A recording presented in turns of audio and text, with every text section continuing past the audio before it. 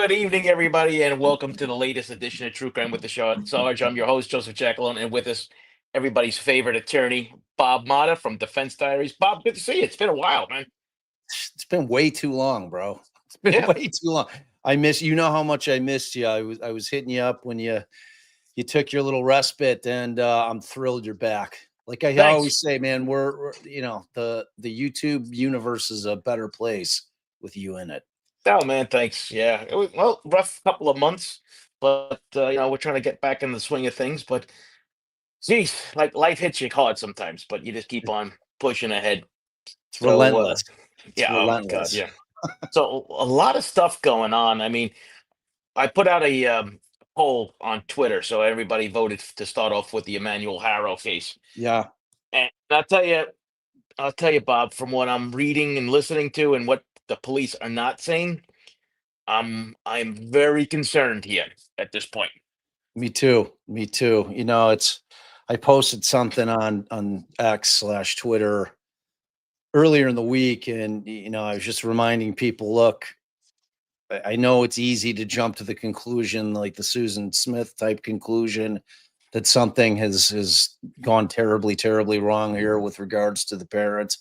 But let's let law enforcement do their investigation. We didn't know enough. And subsequent to that, we've heard that they've done cadaver dog searches. That sounds like they've searched the property inside and out. Whether or not they effectuated those warrants before or after, like the thing I don't know, because we initially heard is that the parents initially were speaking with investigators, and at some point during the interview, Rebecca decides she no longer wants to discuss anything further without having an attorney present, so she lawyers up, which is the right move to do no matter what. I mean, you should always have a lawyer there present. And really, when I say that, for innocent folks, a lawyer can ask a cop different questions out in the hallway in terms of, what are you looking to get here? Are you looking, are my clients a target? Because however you decide to answer that question is going to dictate what I'm going to allow for them to say. And where cops can go in during an interview and tell little lies about you know what evidence they may or may not have in order to try to get them to talk, which the Supreme Court says they're more than welcome to do. That doesn't happen with attorneys. So typically I'll get a response like, well, yeah, we've got a lot of questions for your client. Some inconsistencies came up with their original statement, and we want to get into it. So you should always have an attorney present whenever you're going to speak to the cops. But man, yeah, a lot of stuff has been dropping, like little pearls out there that we're getting information, and it is not sounding, it's not sounding good. Most importantly for Emmanuel, I'm getting Yeah, extremely concerned about the child. yeah, no, definitely. I mean, but just from my take, from the law enforcement take, here's a couple of things that we haven't heard. Right, there was no the public is in danger. Right, I mean, we have a 7-month-old being abducted from a shopping center, and the police have not said there is a danger to the community. Right, That's right. I have my trusty dusty red flag here. That's the first red flag. The second red flag is no Amber Alert. Now they said they didn't put out an Amber Alert because there's no description. I'm not buying that one. And the third thing that I'm looking at over here is that there is no large scale search going on. There's no mobilization. There's no the FBI has a special team for when children under the age of 12 go missing. They usually have this huge, I forgot there's an acronym for it, but somebody maybe in the chat can refresh my memory. But we're not seeing any of that. Yeah. And yeah, to me, that's a bad indication or a harbinger of bad things to come.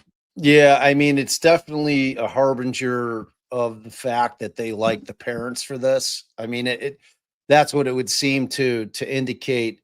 My whole thing early on was, if the kid was abducted, and the story sounds fakakta, it doesn't really add up. And I saw that a couple of purported employees from that big 5 sporting goods store had posted in a Facebook group. Now, I'm not saying that those people are who they purport to be, but both of these people that posted in that group, one said that Rebecca, when she had come in the store earlier without the baby, that she had that black eye prior to the incident, that she had already had it, and that it was so evident that her manager went into domestic violence, like kind of a safekeeping role, and asked if she was okay. So I don't know if that particular, because we know there's mandatory reporters. I mean, Right. you've got doctors, teachers, social workers, people that are mandatory reporters. When they become aware of a potential domestic violence situation, they have to report it. Now, this employer, I don't know if it's something that they have in their particular employee regulations, or if it's mandated in that state. I don't know, but she claims that her manager asked her if she was okay in light of the fact that she had this bruise. She says, "Oh yeah, I just hit a wall." That's what this woman was saying. And then you had a second employee coming forward, which I didn't really understand the post, because she's saying that Rebecca had come into the store and didn't have the child. I'm like, okay, well, her story was that she was assaulted, the child was kidnapped, and then she went into the store asking if anybody had seen the baby or seen a baby. So I don't know what her timing was. I don't know if her timing was she happened to be getting to work at the same time that this allegedly happened, and happened to see this woman getting out of her car, and she didn't do anything with regard to having a kid back there. I mean, when you think about it, you really, really have to try to vet out this situation. I mean, is somebody laying in wait? Is somebody laying in wait at a big five, sporting good like parking lot, just waiting for somebody with a baby to Yeah. show up? And how would they know, unless they're just hoping that, okay, it's a sporting goods store. So, maybe a lot of parents go there, they have to buy stuff for their kids. So maybe that's a good spot to snag a baby. Um, I don't know, man. It's like the story's just, Well, I mean, let's examine her story, right? So she says she's changing the baby, yeah, is changing the diaper, and she gets attacked from behind. But meanwhile, she's got a she's got a black eye, right? So right, that story doesn't add up. right. And then she says she blacks out. Now, first thing I thought of is, well, it's commercial, somebody put out, yeah, red flag. Somebody, so I went to Google, right? And this big five sporting goods store is Yucapa. So Mhm. Yucapa Boulevard. I don't know if Yep. I'm saying that right. If anybody's from California, tell me how that's supposed to be pronounced. Anyway, I went through the whole Google Maps thing. There are no cameras on the front of the big sporting goods store. There's a row of trees where I think that's where it's supposed to have happened. Right behind that is a jewelry store, which has cameras, but it's all blocked by trees. There is a clothing store that doesn't have anything out, and then there's an auto zone further down, and then in between that is a Big Lots. Now the Big Lots does have a camera in the front, but Mhm. from when I was looking at the video, there was a big truck parked in front, doing delivery. So that could be the same kind of situation where you're dealing with, and that gets blocked. Yeah. Across the street was an abandoned bank, and next to that was a party supply store.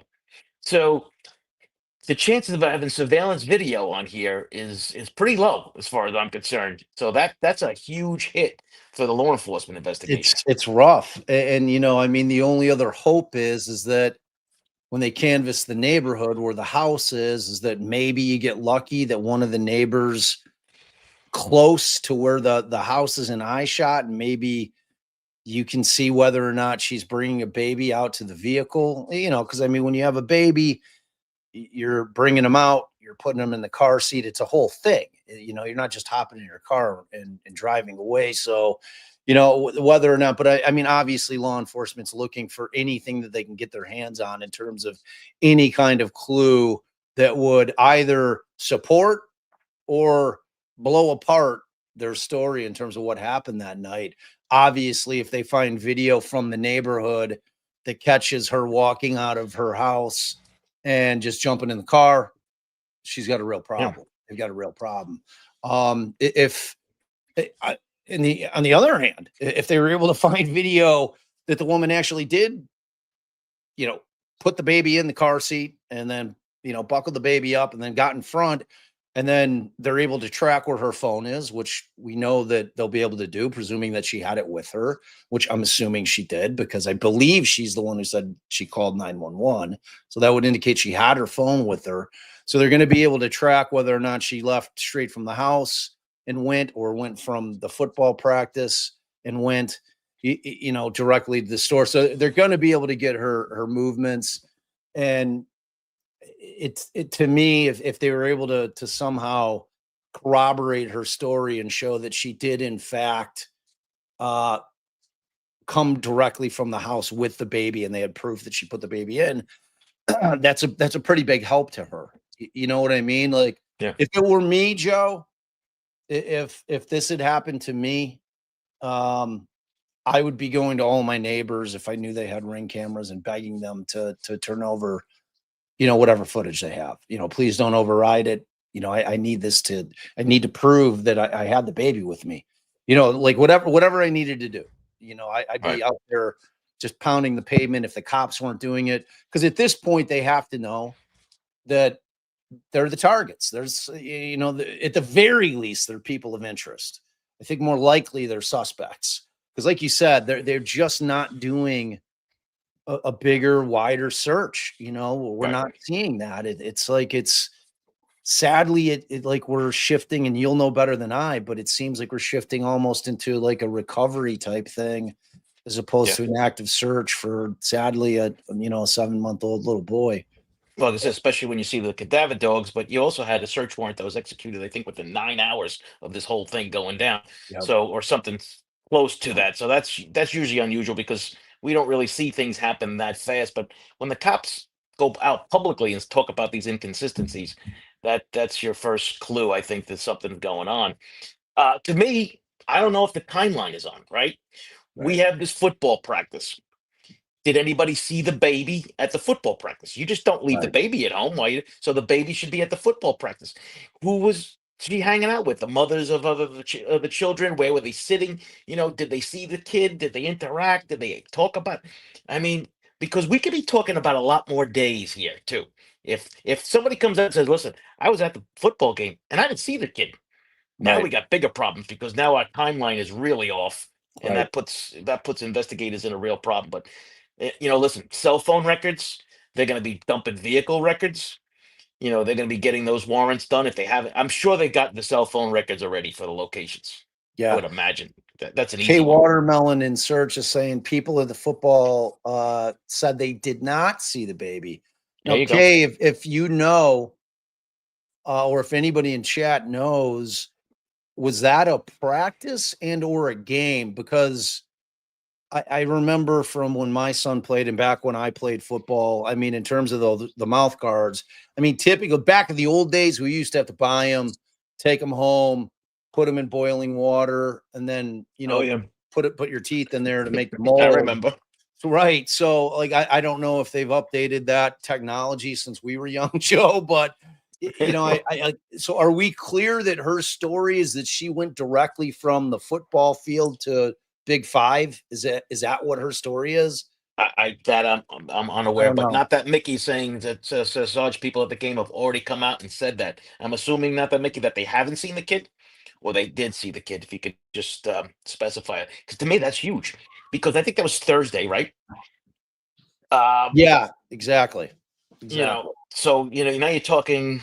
Now, if that's the case, if they didn't see this kid on Thursday before that, you have we lost you, Bob.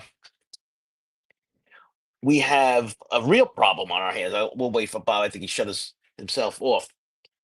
Real problem on our hands because our timeline is absolutely.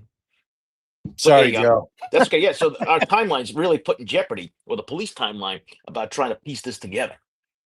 And apparently their house is not is like within several hundred feet or yards of a police station. So I'm sure those records, so those video surveillance is going to be checked too. Yeah, So that was a little interesting tidbit. the timeline is obviously going to have to be fleshed out, and whether or not they've gotten the warrants to get, and I'm assuming at this point they've been able to get the warrants for the devices.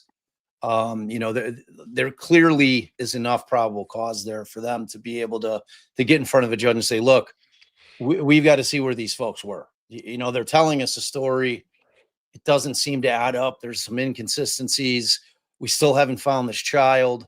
We've searched the surrounding area. We don't know where the baby is, and time is of the essence here. So we need to be able to figure out where these people were. And as we all know, there's no better way to do that than obviously getting the cell phone data and the GPS location data, because I just, as far as, if you catch them in the lies, I mean, then you're talking about straight up recovery, it sounds like. Yeah, And well, I have I a just, 7-month-old who can't take care of himself. yeah, oh, dude, like, I mean, seriously, it's brutal. It becomes it becomes it's already at emergency proportions, past emergency proportions at this point. Just want to take a quick shout out to Sinead. Thank you for gifting that membership. Make sure you guys have your in your settings that you can accept memberships if you don't have one already. So yes, I mean, now here's the other little tidbit. There was this non-for-profit called Uvalde Foundation for Kids.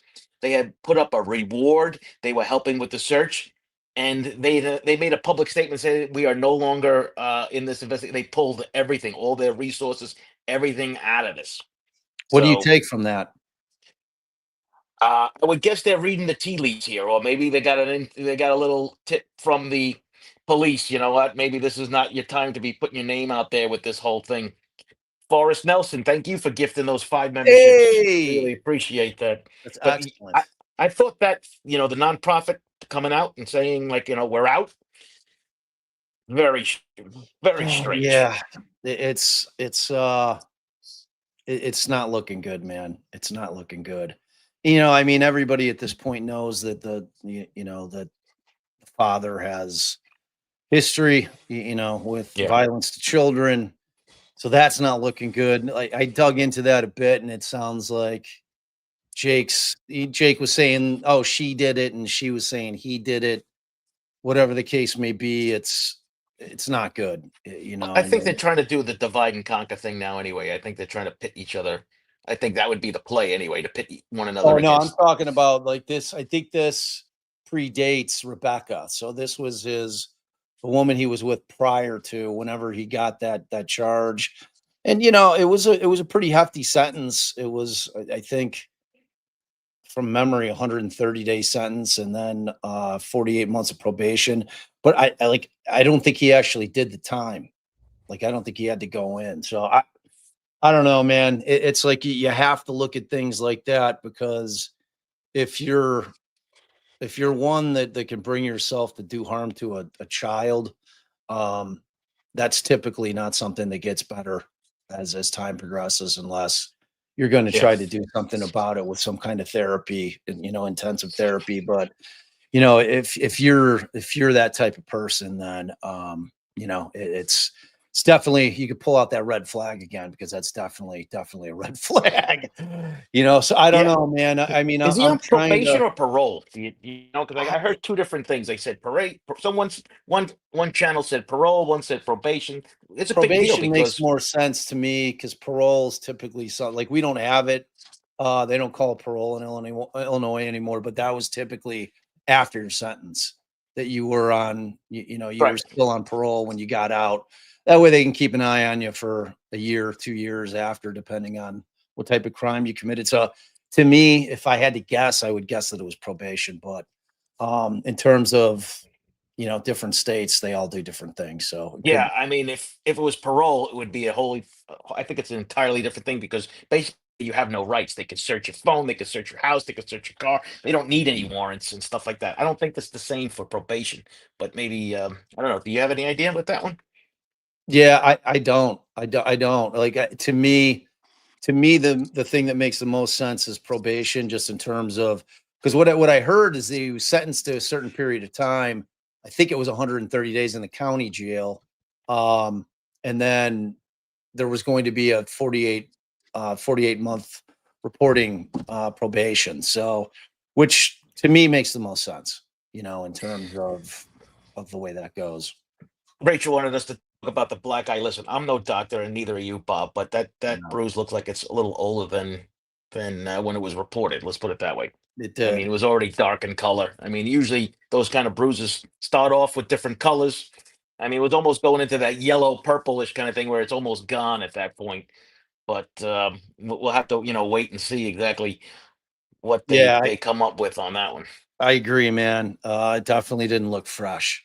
And to your earlier point, that she's got this story that she was struck in the back of the head and everything went white. Yeah, Um, typically with that raccoon eye thing that you get, that wasn't that. This mouse was like more on the cheekbone, it looks yeah, like to me. a little lower. Than under the eyes, which is where if you get a real significant blow to the back of your head, it can certainly cause that raccoon eye Yeah, with the I blood think it's pooling called down there. contra coup. I Yep. think it's called Ex- contra coup. And Exactly. you know what, folks? That's a quiz question coming up. Contra coup. Crew. Take a look at it. Yeah. Yeah. So it's a Yeah. sad case, man. It's a sad case for sure. Yeah. Oh, no, yeah, I know. I mean, because she said she blacks out, right? I mean, and here, I mean, I don't know how busy this parking lot is. Like I named the stores before, but no one would see this woman laying in the street, and as they're either going to work or going to the sporting goods store or nothing. How long was this going on for? How many minutes was she blacked out for? These are all kinds of. I mean, when I was reading this and watching it, I'm like, these are all the things that were running through my mind. Right. Which like any good cop, that's going to be the exact same things that are running through. I mean, they were starting to ask her all those details. Right. And when they start asking all the detail, because the devil's in the details. So, and it's tough to keep up those lies. So they got one guy coming in asking a series of questions, and they send a separate guy in, who's maybe the good cop, bad cop, if they're playing that routine, or maybe they're both good cops and they're just coming in just trying to get some answers at this point because you want to treat her with kid gloves, in the event that this is true, right? I mean, if the woman had her baby snatched from her, that's horrific. So you're maybe you're not coming in hot initially until she starts telling the stories and she tells it to a couple of different people. Because that's going to be the move, right? I mean, you're going to have one guy go in and get an initial story, and then what you need is a second cop coming in and following up and saying, okay, I know you may have talked about this already, but can you kind of like let me know what happened? Because you're wanting her to give the story a couple of times so that you can say, all right, shit's not adding up. She's got inconsistencies with these stories. So, I mean, I'm sure that's exactly what happened. And, it got to the point where maybe they're starting to get a little more aggressive in their questioning. And, they were asking questions that she wasn't prepared to answer. And then she lawyers up. You know what I mean? So, but Yeah. somebody told me on Twitter today that Jake's lawyer came out and said that they're still cooperating. It's not what I've heard in the press, but you and I both Yeah. know you take Well, everything I read in the press with a grain of salt. So and you take everything on Twitter with a grain of salt. 100%, definitely, But here's the problem, though, Bob. The way the cops are treating this, if they're wrong, there's going to be some serious hell to pay. man. That's Because what just those that things I that was my outlined whole before. point of my tweet, man. I'm like, if we have the cops develop the tunnel vision on the parents to the exception of everybody else on the planet, they're not searching for Emmanuel. You know what I mean? Like they're not searching for him because like I was trying to remember what that case was in Australia, and I remembered it. It was that little Cleo Smith with these parents that were out camping in a real remote area in Australia, and they claim that their daughter is snatched out of the tent that they had gone to gather wood or do something, and then when they came back that the tent was unzipped and their little girl was gone. And like everybody's like, this story is like ridiculous. You're saying that somebody was in this remote area of like the outback waiting for somebody with a kid to cut, and that's exactly what happened. So like they ended up Yeah. thankfully recovering Cleo. And I mean the shit can happen, and everybody online was thinking that these parents were totally full of shit. You know, everybody was doing their body language expert stuff. And I'm talking about just everybody. Oh, those are fake tears. She's not crying. I don't like the way she's saying shit. I'm like, people Same have thing's no happening now. idea. Right. Yeah, I mean, everyone handles trauma and things differently, but Exactly. from the law enforcement perspective, though, at least go through the motions, because it just appears that they have this tunnel vision, like this is my target, and that's it. And that to me, I mean, like I said, no Amber Alert, and they said, well, we don't have a description. You have a Or description of the kid. of like even a vehicle or plates. Yeah, You know, like none of that. So, yeah, well, I mean, she threw out in the one statement that the second time she tells the stories that and this is with the media, that somebody behind her said hola. yeah. Ola. So now she's got it as a Spanish speaking person that's doing this, you know, which immediately makes you think of Susan Smith. You know? Yeah. Like Well, and also I'm too, with all the trying stuff not going to. on with immigration, that's the first thing I thought of too. Like Yeah. now they're gonna blame it on the immigration stuff. Not that, Mickey, thank you very much for the super, says Bob and Sarge. In her interview, she says that the man came from the front and smacked her. Now, I think came from behind and smacked her. There's a question mark there. Yet she doesn't see him. Also, why did she not yell for help, right? Well, she said she got attacked from behind and then she blacked out. You know, she heard hola, got hit from in the back of the head and got blacked out. That's Yeah, because I basically mean, her if story. you think about it, if you've had kids and you've ever had to change your baby's diaper in the car, which happens all the time, you know, I mean, typically you're opening the back door, you know, you have that little pad you lay out, and you know, you're doing your work looking inside of the vehicle to change the diaper. So, like, even if she cooked up that story, in that cooked up version of the story, that's the way she'd be facing. She'd be facing into the vehicle, I would assume. And in a real life situation, if it actually happened situation, I would assume that if she was changing the baby's diaper, I mean, like the other thing, did they find a dirty diaper? I mean, Good was question. there? I mean, I don't know. Good question. Well, here's right. So here we have the first officer on scene. They wearing a body cam because even if they don't make a mention of that, he or she might have captured that on the video. 100%. Captured her appearance, right? Was she full of dirt and debris? I mean, this is right by those trees. You know, you get knocked on the floor, you're gonna get dirt on you. Right. I mean, these are kind of, you know, and like I said, you just hope that these things were documented. But we've seen some cases, we won't mention any, where documentation is a huge problem. And this is one of those things where training matters, Does. and you know, and you go through this. But like I said, when you go through those that just go through the YouTube walk on the, excuse me, the Google Maps walk, and you see this. I've never seen a shopping center with so few cameras. It was crazy. Yeah, you know what? It reminds me of like a lot of these strip malls that had like the two bigger anchors at the end, which most of them are going out of business. It kind of gave me that vibe. It did not look like a thriving area Yeah, in terms of, you know, I mean, there's certainly some like outdoor malls by us that are still yeah, doing very well, but like those strip malls where you had the big two anchors at the end and then a bunch of stores in the middle, like most of them are shuttered and like around us. And like this kind of gave me that vibe, which would help make me understand why there's really not a huge amount of surveillance in that area. But I mean, and I don't know anything about Big Five Sporting Goods.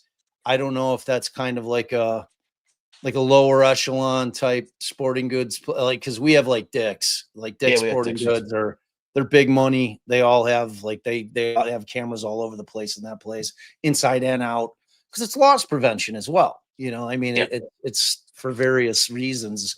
You know, so if they didn't have cameras that were operating or just none at all, it leads me to kind of think that it's maybe a lower echelon type of sporting goods store. Well, let's put it this way: the only thing that the strip mall was missing right now is the Halloween store. So that's Well, basically, yeah, which spirit is will be usually the popping kiss up of any death, day. which is Yeah. usually the kiss of death when you see the Halloween store. Yeah. They always open them in the old Circuit Cities by me, like where they Circuit used. Remember City. Circuit City? Yeah, was that? Uh, That was like totally 1990. yeah. Well, I think they survived until like 2020 2020s, maybe. No, maybe like 2015, something like that. Maybe it's been longer. I don't know. Good old Well, Circuit City. I'm going to be watching this case because I mean, it just you hope they find the baby, and they hope you find him well. She did say, the mother did say, return the baby, and then she said at the end, make sure you feed him and make sure you change his diaper. Yeah. I mean, So I don't know.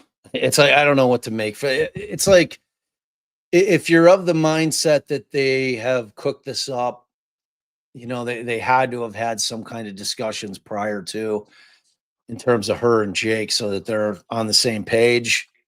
And it's kind of like that thing where, like, okay, you're an idiot, let me do the talking type thing, and like I'll be the front person on this, being Rebecca. And it's just like you parse every word, right? I mean, yeah, it's which we all do, and it's human nature to do that. I think we all want to know. We're all concerned about this little boy, and I mean, we're going to look at everything that they say with a critical eye, and we should. I mean, the fact of the matter is, it's kind of an incredulous story, and we all want answers, which we're not going to get. I mean, law enforcement at this point has a job to do, and if they find that there's anything out there, like you said, it's kind of the things that we're not hearing that really give you the red flags, because if they had any kind of inclination to think that somebody had done this, you would think that they would have, like, really canvass the area to look for any other, like, any yeah, cameras anywhere, to see any other vehicles that may have come in or left that area, and they're trying to run all the plates on everything that's come. You know what I mean? They're doing that, and I'm certain they did, to a certain extent, until and unless they became so convinced that we're not going to put any more time into this bullshit, and now it's time to try to figure out what they did with the little baby, yeah. so I I mean, don't know. we're talking, like I said, video surveillance up. There's got to be video surveillance around somewhere. Like I Yes, said, yeah. come and go, in and out, coming out of the parking lot, into the parking lot.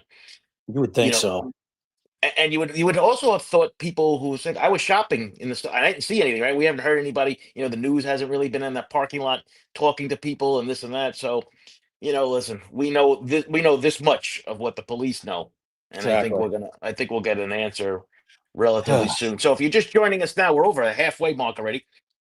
Bob Motta from Defense Diaries has joined us. We just finished up discussing the missing persons, or the abducted case of Emmanuel Harrow. We're going to switch gears to Donna Adelson, which the prosecutor called her the mastermind matriarch of the murder plot to kill Dan Markle.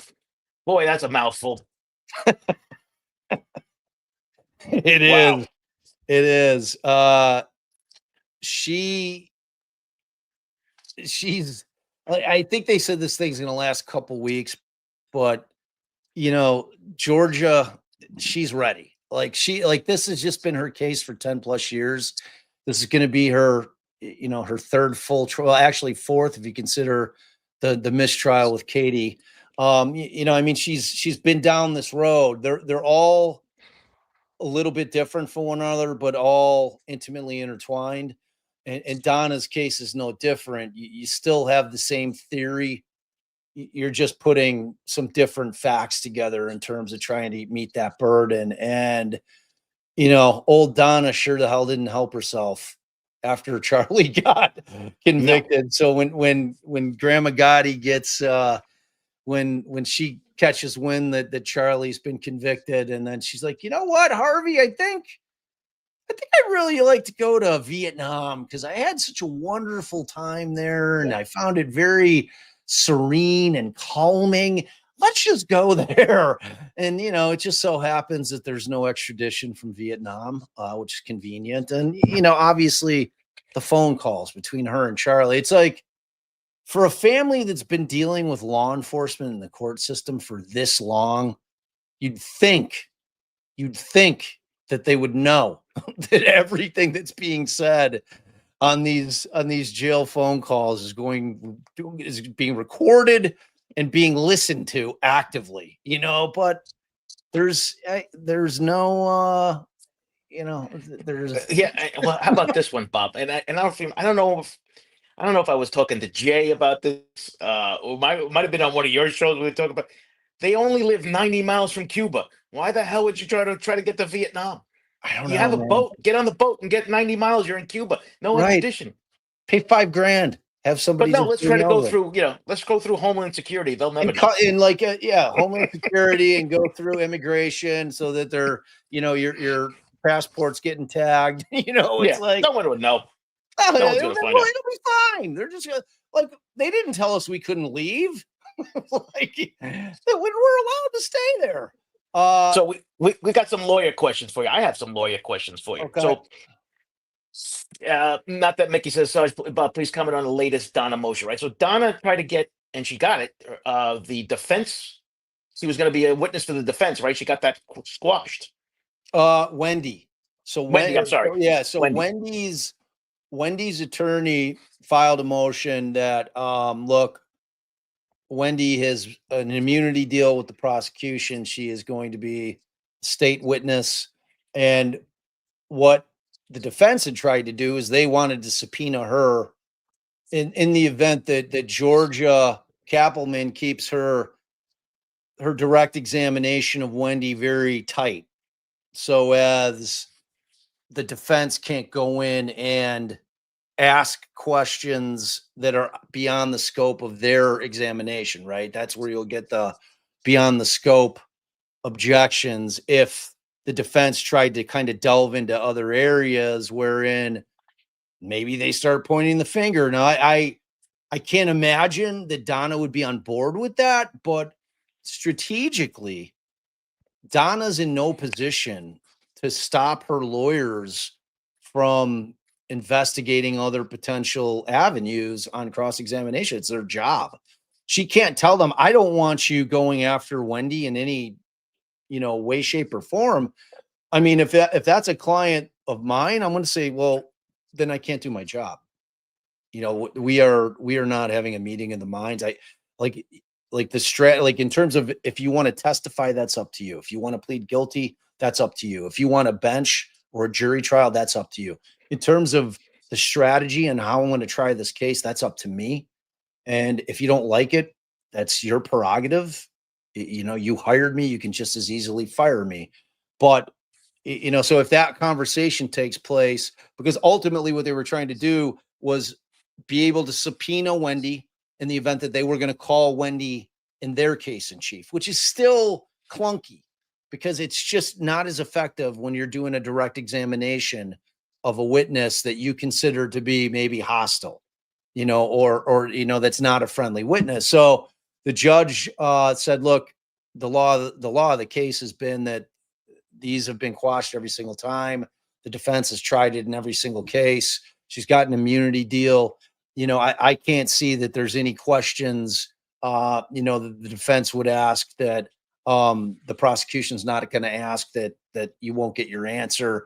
And, so which I think was a little far afoot by the judge, but in terms of, they're going to have the ability to cross-examine her. But the reality is it sounds like she has every intention on taking the fifth.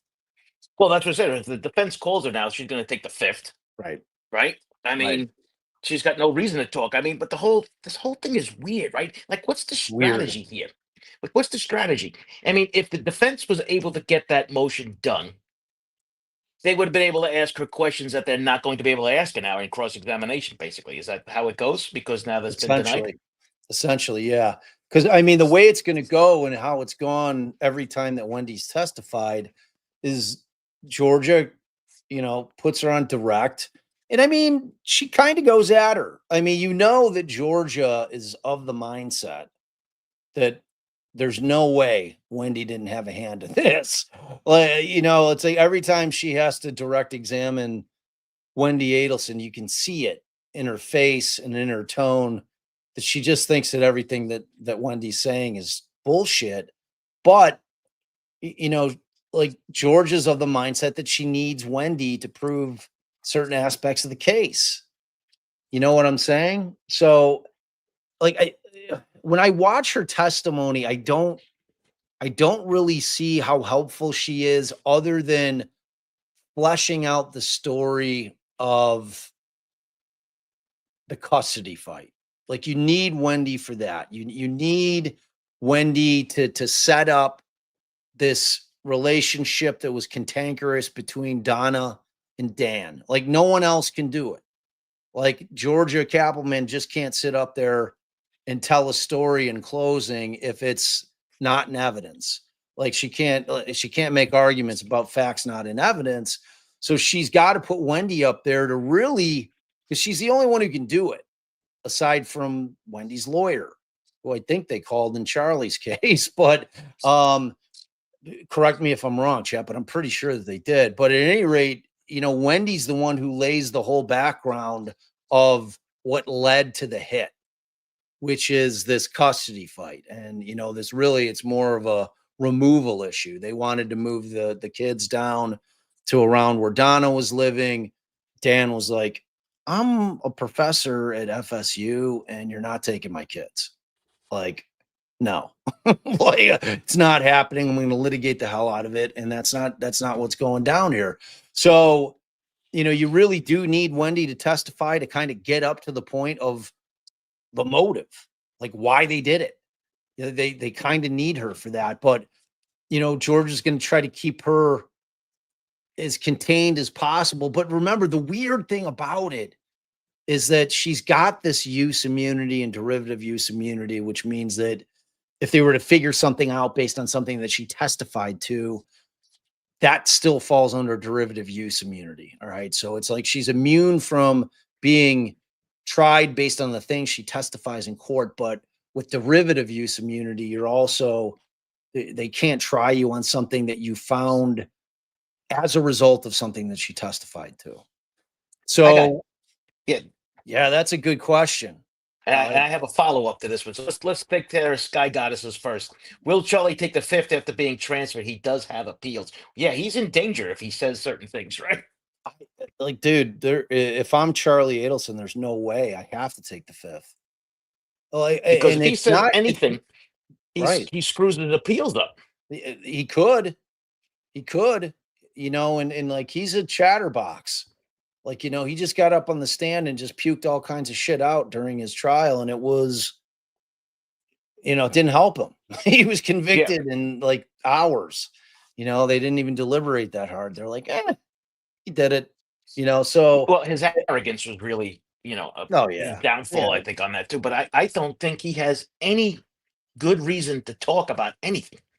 I mean, for crying out loud, he's got an appeal. He says one thing wrong, boy. And I think that all right, Bob, we're going to put you in your defense attorney mode. Ready?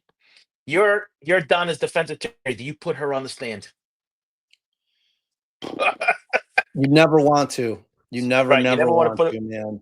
And I mean that. Like, you never want to, because it is like, people like, and I understand how, like, trial watchers and people who love to watch trials are thinking to themselves, oh my God, like, if I hadn't committed a crime, you would have to chain me to my chair to stop me from going up and declaring my innocence and saying that I didn't do this. That's how normal people think. And that's how jurors think. Jurors are like, well, should I take? And that's why they make them like really understand the concept of the jury instructions, wherein you cannot use the fact that the person did not testify as evidence against them in a criminal trial because of that fact. Because the reality of it is, Joe, is that if they don't like you, if they find you to be an unlikable person, without even considering the evidence, there's a high likelihood they're going to convict you. Without you even like tripping up and making some kind of admission. Just like, I just think this person is an awful person and they seem like, so, and then you always have, are they going to be able to maintain their composure during cross-examination? Are they going to be able to withstand the scrutiny of the jury while they're being grilled by the prosecutor? Are they going to get super defensive? Which, anybody that's being grilled by anybody, forget a court of law, anybody that's being grilled by anybody gets defensive, because us as human beings don't like being attacked. And if we have a position, we're going to fight back. We're going to argue back. And it's really no different than you're in the trappings of the courtroom. So, but the problem is that when you're trying to prepare your client for sitting on the stand, is I have that same discussion. I say, I understand that your natural instinct is going to be to defend yourself. And what I'm telling you is that you cannot do that, because as soon as you start getting defensive, as soon as you start sniping back at them, it makes you look incredibly guilty in the eyes of the jury. It makes it look like you're hiding something. It makes it look like you're being defensive. And if you didn't do anything, why are you being defensive? So it's filled with so many pratfalls. That being said, I think she's got to testify. Yeah, Tracy agrees with you. I mean, it didn't work well for Charlie, right? So It didn't. The case against her is different, though. Like they're really going to be leaning into the consciousness of guilt stuff with her. The fact that she tried to go to Vietnam, the fact that she said certain things to Charlie over the phone. If there's a way that they think that they can explain those things, and it's only her that can do it, then they're going to have to put her on.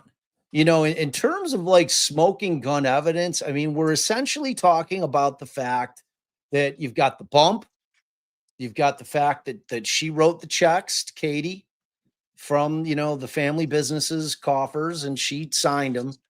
And there doesn't appear to be any kind of matching work hours for Katie. And they happen to coincide with right around when the hit took place and these guys are expecting to get paid. All these series of checks. So, that's kind of like their biggest evidence against her. Yeah, I think she's going to testify. I really do. And yeah, like you said, is she going to be smarter than Charlie? Maybe, maybe not. I mean, we read her emails to Wendy on our live about it the other day, and I mean, she is just your prototypical matriarch who has her fingers in every part of her kids' lives, no matter what their age, no matter what their occupation. She's just, mother knows best. I'm telling you what to do here. I understand you're a lawyer, Wendy. I understand you're a dentist, Charlie, but I'm mommy, and mommy knows best. Listen to me and listen to what I'm saying and do what I'm telling you to do type thing. She's just that woman. It's like that. Like George is not wrong. Her like she is in the same, like she's floating in the same life draft that Lori Vallow is, because I've always had Lori Vallow as the puppet master in terms of everybody in her sphere, and I very much think the same exact thing about Donna. I think Donna, because like you have to think that Wendy wasn't in the know. You'd have to have a grandparent that was so insistent that she was going to have her grandsons near her that nothing was going to stop her. And I mean, I've had this debate with Jay many times. Jay is of the mindset that they have enough to go after Wendy. I am of the mindset that that's not enough. Her driving by the scene shortly after Dan was shot, certainly shady. Certainly, like really coincidental, really bad luck for Wendy. Beyond that, I just don't know how much they have. It's like you've got Jeff Lacoste. He had some interesting things to say, but like, does any of that amount to conspiracy wherein they're going to be able to prove that she was a part of it?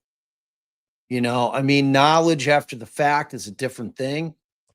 So I don't know, man. I don't know. It's like, it's the same old thing, but it's going to be a completely different trial. And it's going to be super fascinating because this family is just bizarre. Well, speaking of bizarre, right? I mean, how about Harvey? He's all smiles. You see, he's waving to the. Like, I don't know. I don't know what to make of that. Is he happy that he's been, living on his own for the last year? I mean, probably.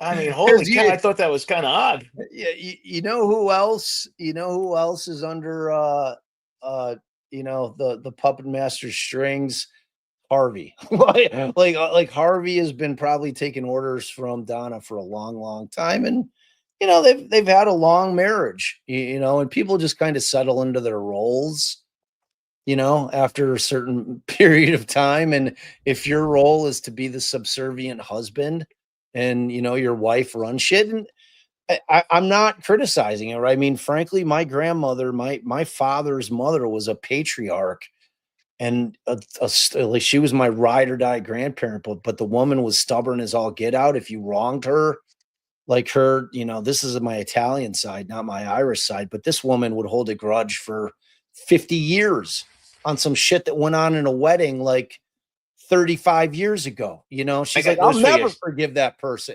I got news for you. She's still holding on to that grudge in the afterlife. They don't. Yeah, They don't get. there's no doubt about it, man. But it was like I probably heard my grandfather say 50 words, like in all the time that I spent with him. She ran the family. She was the talker. My grandfather was just the hardworking guy who just wanted to, some good meals and to go to the racetrack and watch the horses. And, like when he was older, it's like, I mean, I can see Harvey just being thrilled, but also lonely, Is this from? Are they Sicilian or were they Northern Italian?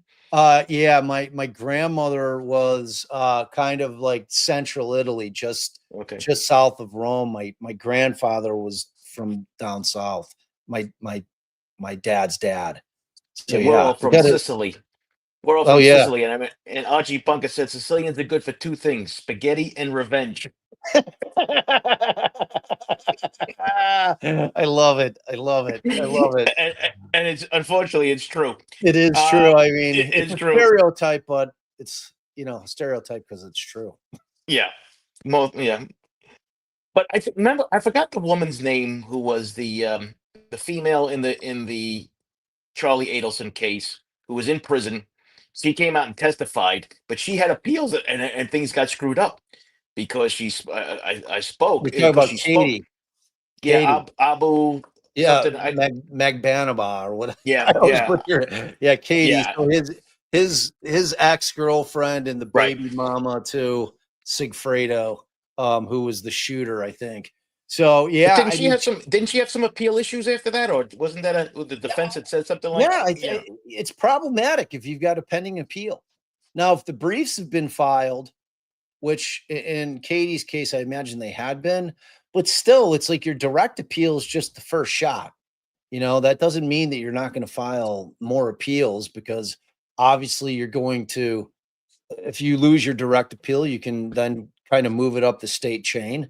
And, I mean, if she's getting in there testifying today, because I mean, she was just making admissions, so yeah, that's a real problem.